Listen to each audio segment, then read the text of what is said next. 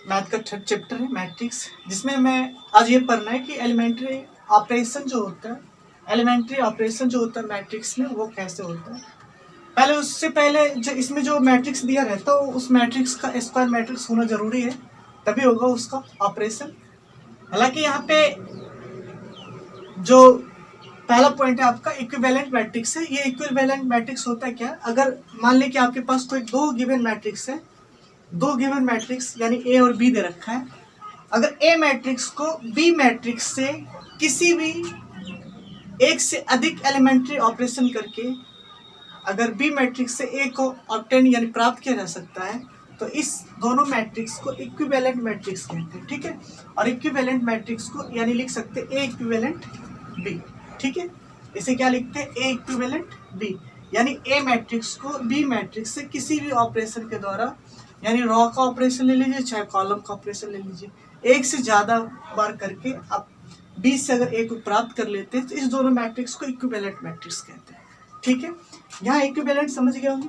हमें अब पढ़ना है एलिमेंट्री ऑपरेशन ऑफ मैट्रिक्स, मतलब एलिमेंट्री ऑपरेशन जो होता है मैट्रिक्स का वो कुल मिला के आपके 6 टाइप्स के होते हैं, 6 प्रकार के, जिसमें 3 जो होता है आपका रॉ का होता है, 3 जो होता है कॉलम का होता है। ठीक है, हम पहले रॉ के बारे में पढ़ेंगे। और जब भी एलिमेंट्री ऑपरेशन जब भी होगा तो वो जो गिवन मैट्रिक्स आपके पास दिया रहेगा वो आपका स्क्वायर मैट्रिक्स होना जरूरी है। अगर मान लें कि आपके पास कोई ए 2 × 2 ऑर्डर का अगर स्क्वायर मैट्रिक्स यानी मान लें 2 3 4 5 दे रखा है, ठीक है, ये 2 × 2 ऑर्डर का है। अगर हम रॉ का एलिमेंट्री ऑपरेशन करें, पहला ऑपरेशन ये होता है कि अब जो रॉ होता है उस रॉ को आप क्या कर सकते हैं, इंटरचेंज कर सकते हैं।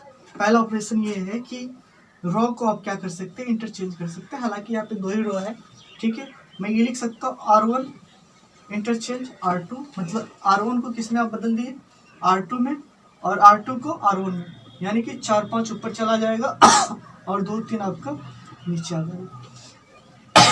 ये समझने में दिक्कत। इसके बाद सेकेंड ये होता है कि आप किसी भी रॉ को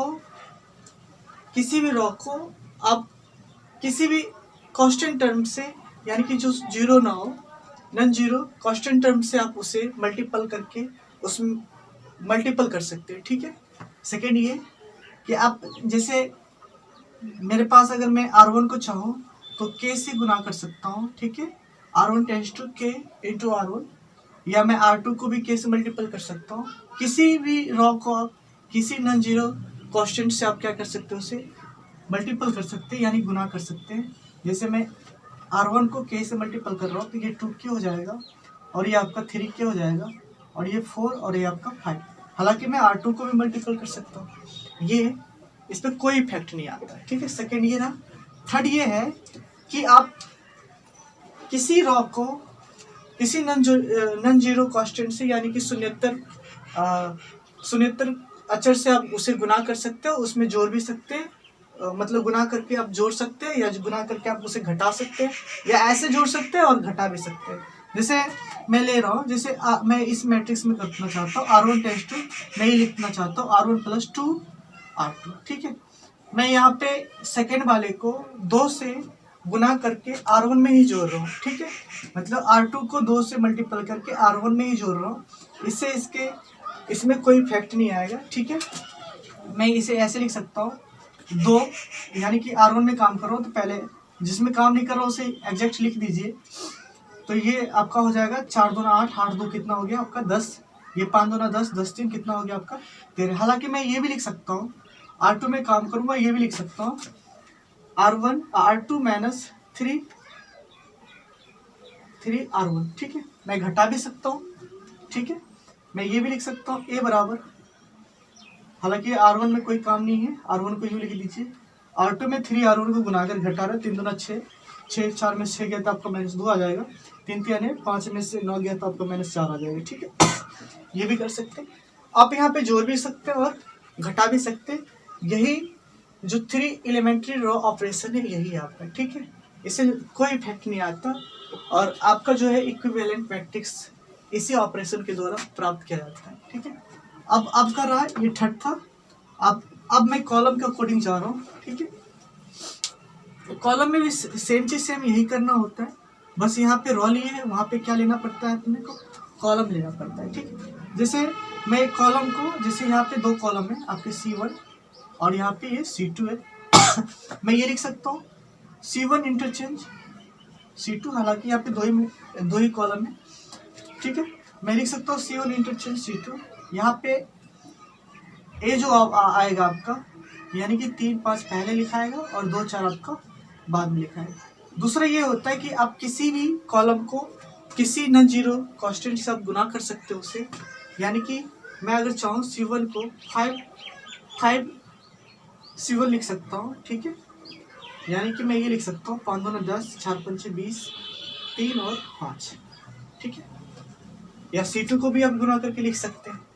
ठीक है, और थर्ड ये है आपका कि आप किसी भी कॉलम को किसी नॉन जीरो कांस्टेंट से आप मल्टीपल करके उसे जोड़ सकते हैं और घटा भी सकते हैं।